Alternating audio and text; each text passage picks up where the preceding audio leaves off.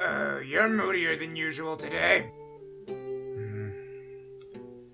I've been reviewing a lot of really good movies lately. They've been the easiest and most fun for me to review so far, but I don't know, I can't shake the feeling that something is wrong. Don't tell me you miss all the bad flicks. Not at all. It's just that I feel like there's some kind of responsibility I'm neglecting, you know? Something that I need to be doing, but am not. Ow! Oh! Sorry! We've just received an urgent transmission from that time travel fellow! Wait, MD is back? Put it on screen. Leaf. Finally, I'm here to send you a message from the future. I see. Oh no, did the robot apocalypse happen?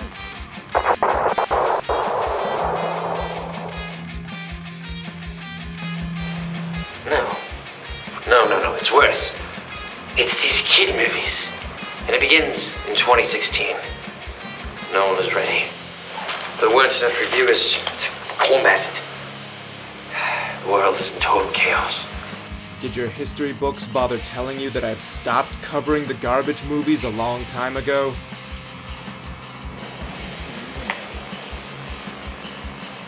Look, mate. The world is in shambles.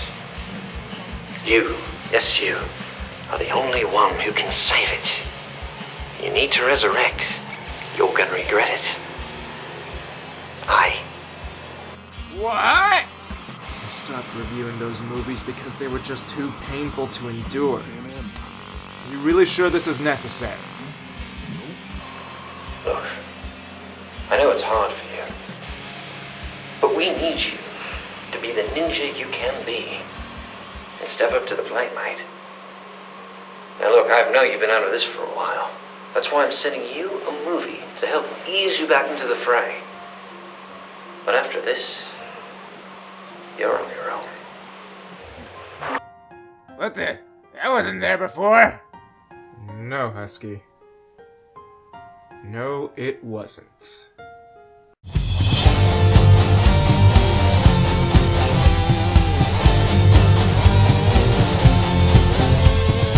I am the kid movie ninja. Hi, Internet! And welcome to whatever this show is called anymore. I was supposed to use this review as a way to resurrect You're Gonna Regret It in order to save the world from a bad kids movie apocalypse, but once I started, I found that to be difficult. Hunker down, folks. We got a lot of backstory to cover. We freaking love The Lion King. Love, love, love, love, love, love, love! If anyone has problems with the kinds of narrative liberties Disney takes with classic fairy tales and historical events, this movie offers a fair compromise to that. See, this story is basically Hamlet, only they changed everything about it, including the title, so that it would be a completely new story, with a new title and everything. You said that already. That's important! There is the matter of one little controversy, though. Yeah! This is Kimba the White Lion, created by anime legend Osamu Tezuka, best known as the creator of Astro Boy or the Great Atom in Japan. It's about a young lion who goes home to reclaim his throne as king of the animals, receives sage advice from a baboon character, has a pair of comic relief animal characters, his father is dead in a tragic event in his young life, and his greatest antagonist is a black-maned lion with a scar running down his face. Sound familiar? Also, the black-maned lion had a pair of hyenas for lackeys. Sound familiar? While we'll never really know the whole story behind why the two things are so similar, there is no denying that The Lion King is a superior product in almost every way to Kimba. This coming from a complete Tezuka fanboy.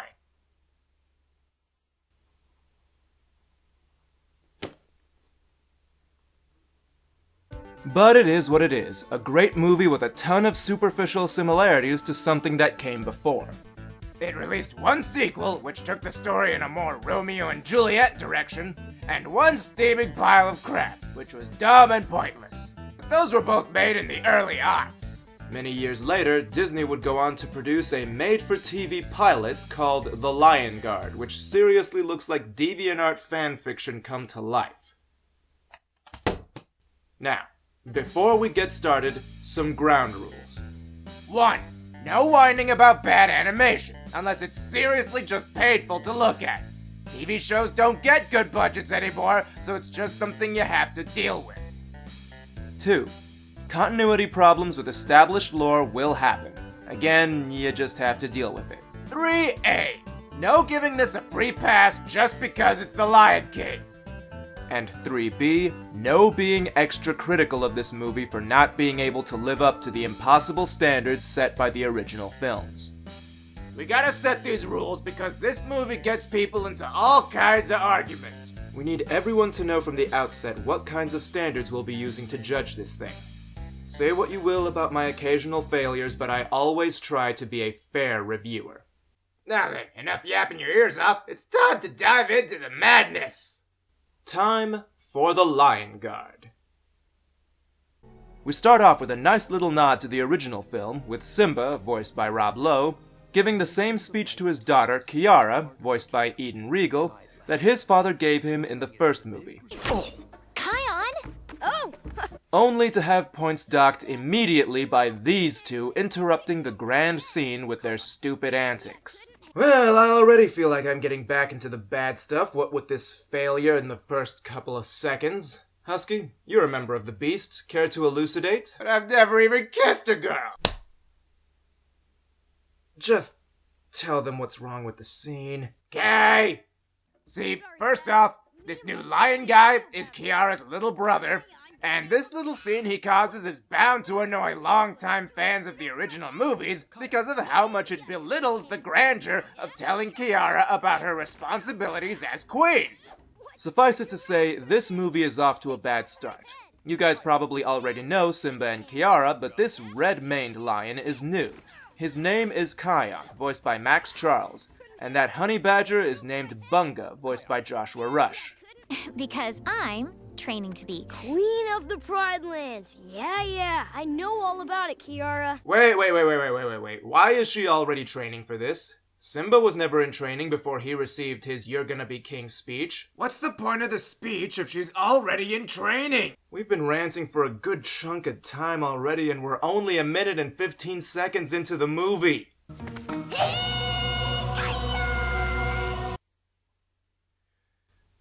Okay, this is what we currently expect for the rest of this movie. Rehashed references to the first movie that are poorly handled and made stupid.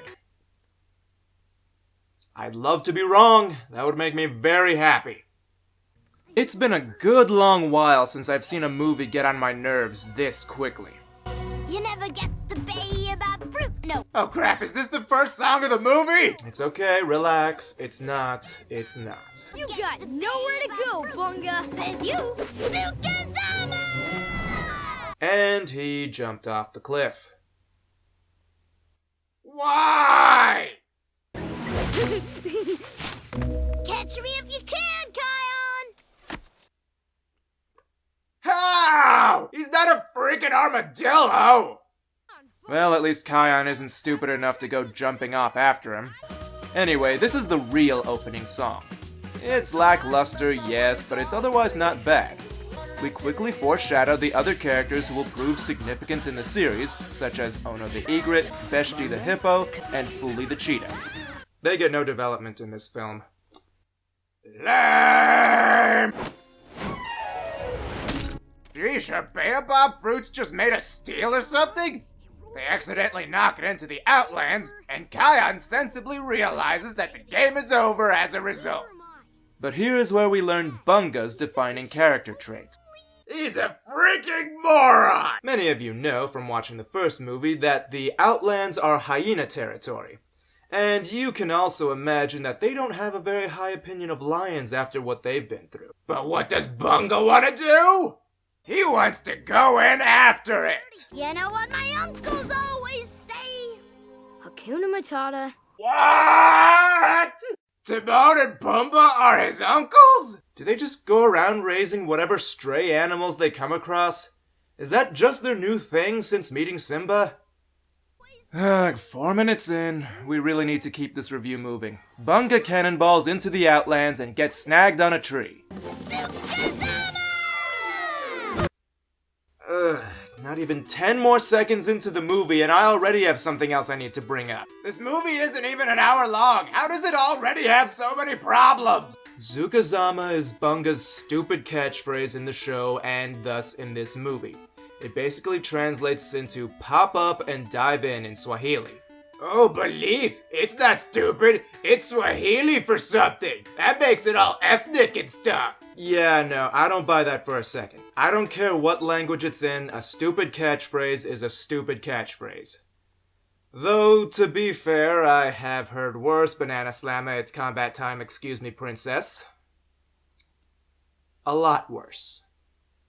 It's about this time when we meet the baddies of the film. Jeonju, voiced by Andrew Kishino, who is a mix between Shenzi and Banzai from the first movie, and his goons, Chungu and Cheesy, who are both not Ed.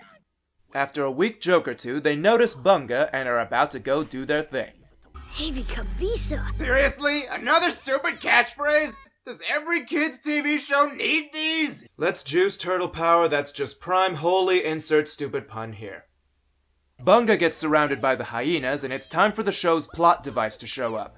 Kion obviously can't fight them all off on his own, and there's no budget for a cool chase scene like in the first movie, so our solution is Leo Ex Machina.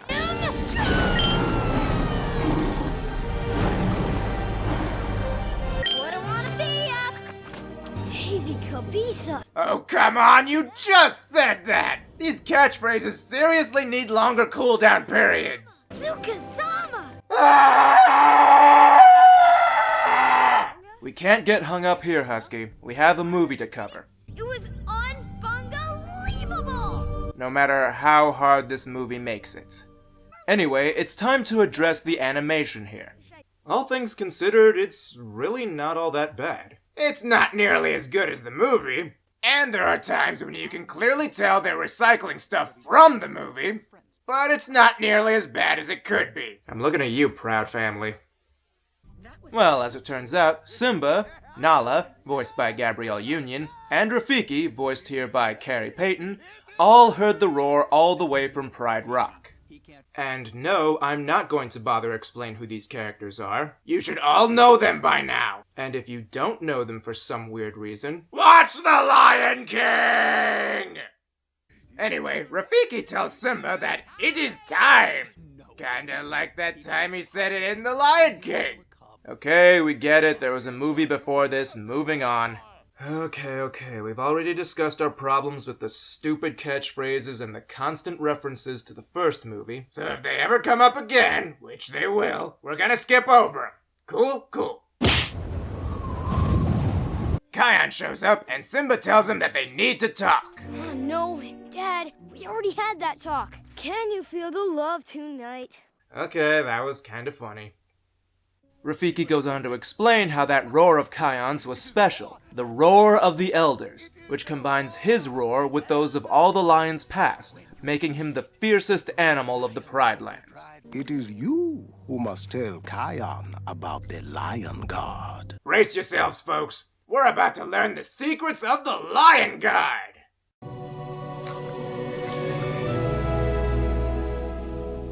Whoa! Look at that! I am underwhelmed. And here's where I imagine a lot of people are going to have problems with this movie and the series as a whole. This is the Lion Guard lair. What is the Lion Guard? Well, I'll let Simba explain. The Lion Guard is the team that protects the Pride Lands and defends the Circle of Life. According to tradition, the Lion Guard is made of the Pride Lands' fiercest, bravest, fastest, strongest, and keenest of sight. So if these guys were so awesome, why weren't they in the other movies? Scar killed him. Eh? I'm not kidding. Scar had the roar of the elders before the events of the Lion King and tried to use the Lion Guard to take Mufasa's place as king. When the Guard refused, Scar was furious. And then, Scar used the roar to destroy the Lion Guard. What Scar didn't realize was that by using the roar for evil, he would lose the power of the roar completely. Yep, there you have it. Superpowers exist now in The Lion King. Yeah, I can see this making a lot of people upset. Very true. However, I don't think it needs to be a bad thing. I mean, yes, it's unnecessary, but it doesn't really upset the balance of the previous movie. What it does upset is The Lion King too, but we'll get to that. Well, now that our young protagonist has this huge responsibility heaped onto his shoulders, he needs to go recruiting the Pride Land's best. The strongest, the bravest, the fastest, and the keenest of sight. That's what it says on the back of the box, anyway. And now Kion will choose the best lions in the pride for the god. No, actually, he has his own ideas for who he's gonna recruit. I think I'll ask the bravest animal in the Pride Lands first. Now here's something I actually find interesting. Kion is clearly going to pick Bunga as the bravest member because, honestly, he's proven himself stalwart. You keep using weird words! Stay focused, Husky. But yeah, the most Bunga has ever been is slightly nervous, and that was when he was presented with immediate death by mutilation. My favorite type. What's more is that he seems to understand this about himself. He's not being arrogant here, he just knows what he is and wants to put it to good use. Best of all, Kion seems to realize this about his buddy too. Why don't you stop talking so I can ask you to join the Lion Guard? Say what? The only problem with this setup is that while Bunga is brave, he is also an idiot. Here we see Kiara and her tracking party, and one of her companions has her claws stuck in a tree. You wouldn't be stuck if you didn't keep stopping to sharpen your claws on every other tree. But Kiara, if I don't keep them sharp, they don't stay shiny. Get it? 'Cause she's a girly girl! And this is where we finally get to see Timon and Pumbaa, voiced by Kevin Schoen and Ernie Sabella, respectively. For those of you keeping track, Ernie Sabella is so far the only person to reprise his role from the first movie. We used to help Simba get his claws out of logs all the time. I guess that makes sense. Oh, but wait! Bunga's gonna show up and Bunga bungle everything up! Ow, my claw! Whoa! Who saw that one coming? Me! Oh no, what's her name broke a nail? Whatever. Could this setup possibly get any more hackneyed? Kid tries to start up a new group. A member of the group gets overly excited. Said member of group goes out and bungles stuff up trying to be heroic. Bunga tells everyone how Kion is starting up the Lion Guard again, but Timon and Pumbaa, the guys who raised Bunga, don't think he should join up. It sounds like it might be dangerous. It's worse than that, Pumbaa. It sounds like work. Work? Oh no! Panic! Ah! Cue music number. No, not now! So Cowabunga here starts singing them a song to try to convince Timon and Pumbaa that he should join, even though joining goes against the principles of Hakuna Matata. Zukazama is basically all about taking life by the horns and living each moment to its fullest. Yeah, but if this song sounds familiar, it's because the verses are a retooling of I Want Candy, the Bow Wow Wow version. Let's compare. I know a guy who's tough but sweet. And the movie song. Life's exciting, life is fun. A big adventure for everyone. Life's a party and it's filled with thrills. But that's really only for the verses, which, oddly enough, make up a small portion of the song. All things told, it's not a bad musical number. The only problem is that it feels like it's artificially lengthened by repeating the chorus a couple more times than it really needed to. But does this song commit that one sin that a musical number should never commit? Bringing the flow of a movie to a complete halt? Well, yes and no. Here we go. The song doesn't really feel like it puts the brakes on the action, not really, nor is it too much of an interruption otherwise. The problem is that the song doesn't really accomplish anything.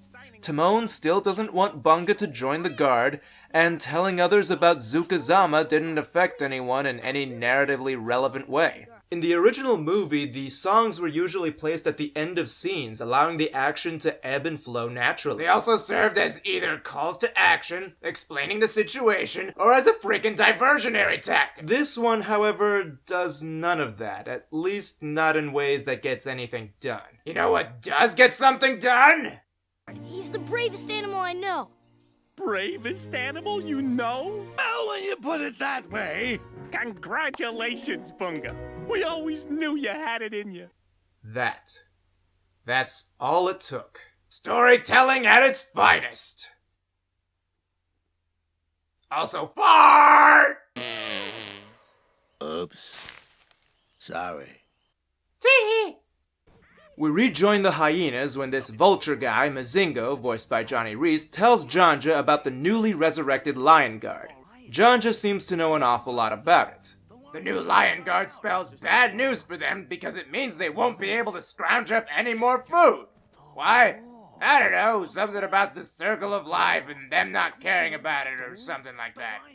Oh, good grief. The circle of life dictates that you only take what you need to take from the land. The hyenas don't abide by this rule, and that's why they were banished to the Outlands in the first place. A newly formed Lion Guard is going to complicate their already delicate food situation. Lord, now! Jeonju plans to have the hyenas attack every animal they can so that they can discredit the newly formed Lion Guard while they're still weak. Then they go into another musical number crap.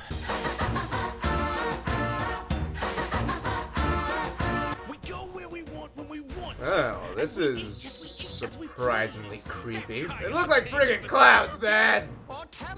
Well, again, this song's not bad. It's actually kinda catchy, and it's got some creepy visuals.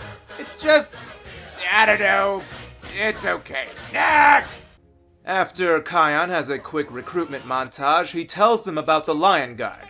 However, they are dubious.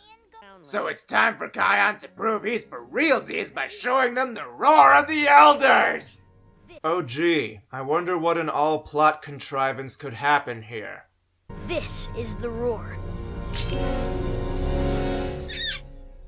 Yeah, I thought so. Turns out this is one of those powered by plot convenience abilities. Anyway, you'll notice that none of the animals Kion recruited are lions. This doesn't sit well with Simba at all. Now, before you all go calling out Simba for being a racist or not taking his son's choices seriously, take a look at it from his perspective. First off, the name Lion Guard kinda implies that it be made up of lions. Lions are powerful fighters, and a band of them together could take on just about anything. Bunga and Ono are not really fighters. Fuli, being a cheetah, is far more delicate than a lion, and Beshti is big and slow. And look, does this look like any kind of crack defense force to you? Also, they are all cubs, Kion included. It's only natural that a sensible adult would look at this combination of factors and be concerned. I'm almost positive that if I were in Simba's position, I would have said exactly the same thing. These kids are untested, unexperienced, and overall unqualified. It's not really racism, not completely. It's just lions have things that other animals don't.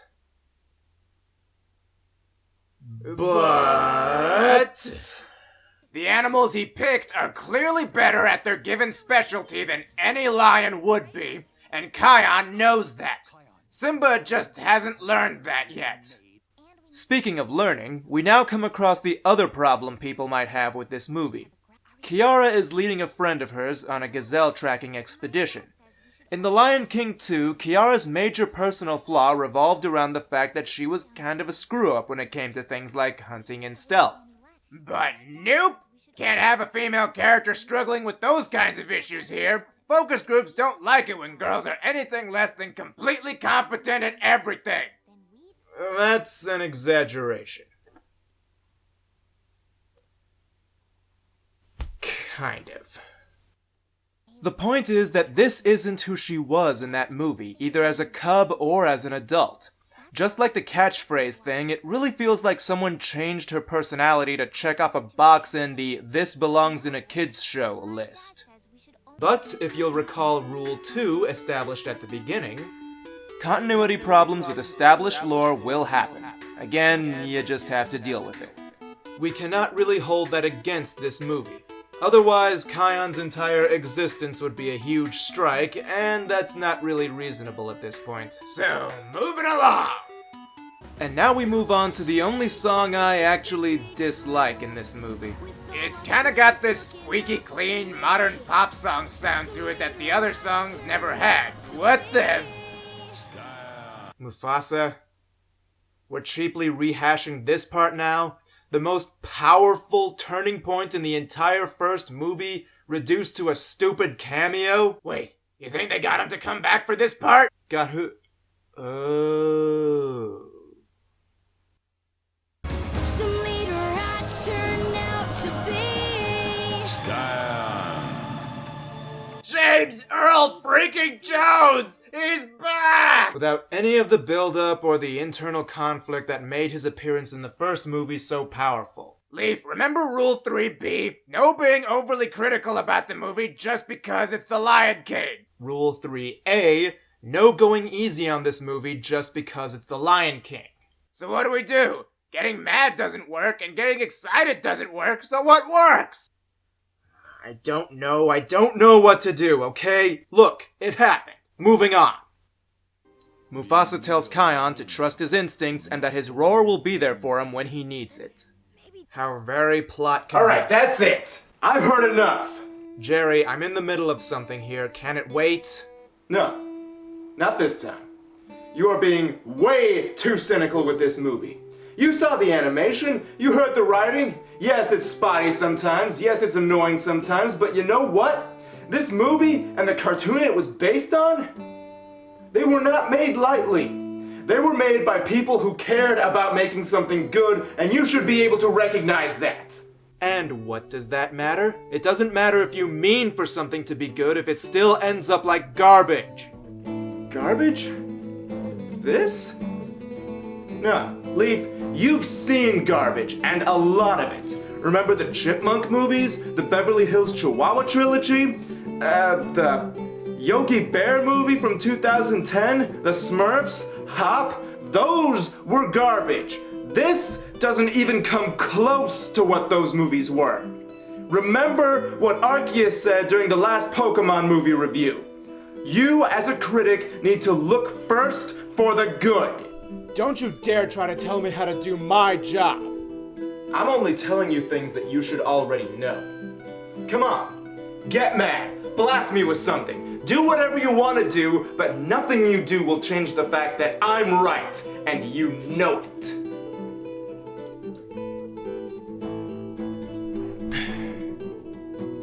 I'm letting you off this time. Next time, though, I advise that you don't push your luck.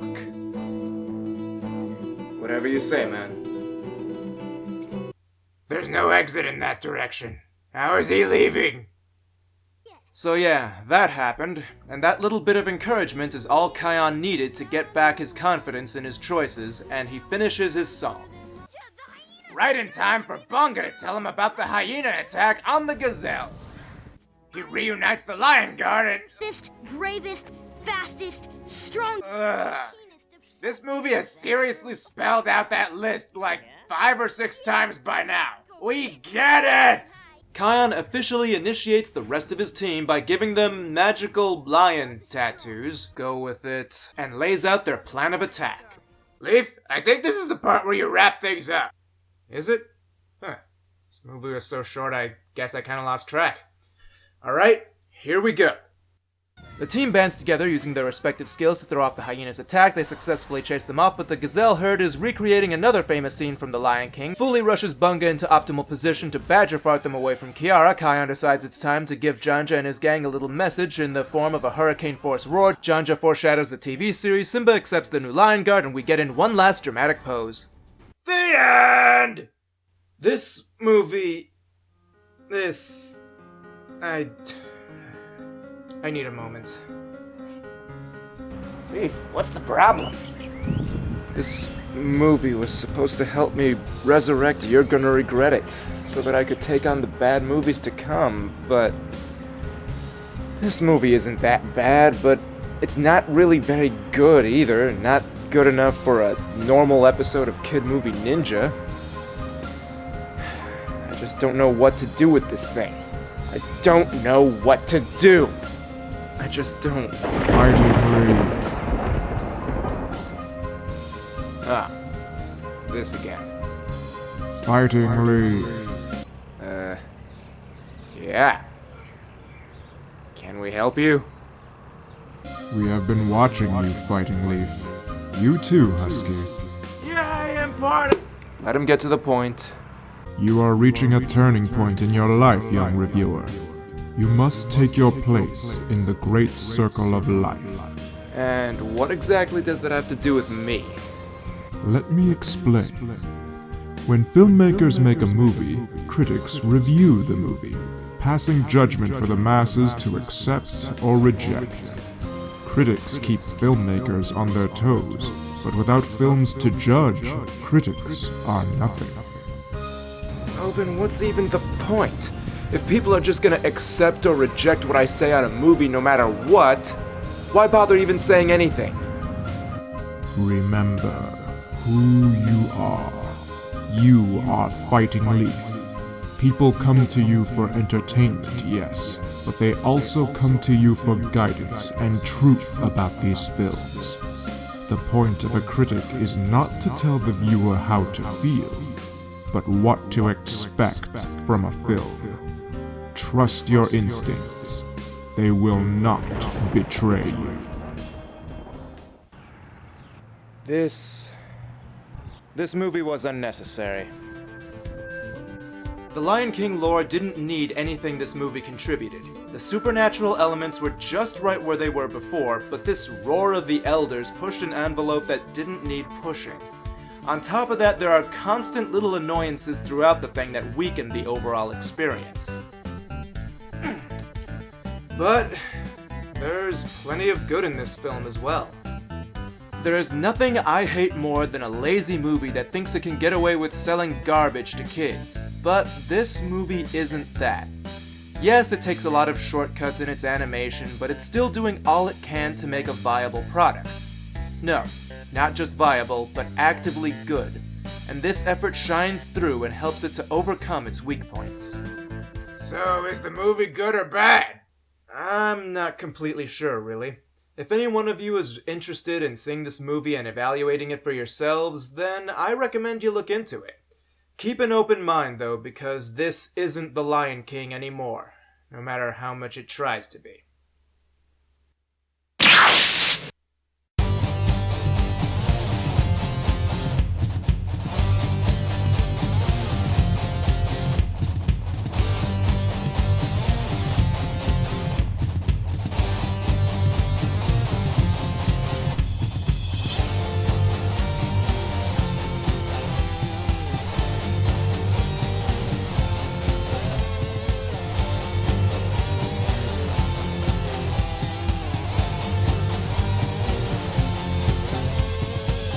I am the kid movie ninja.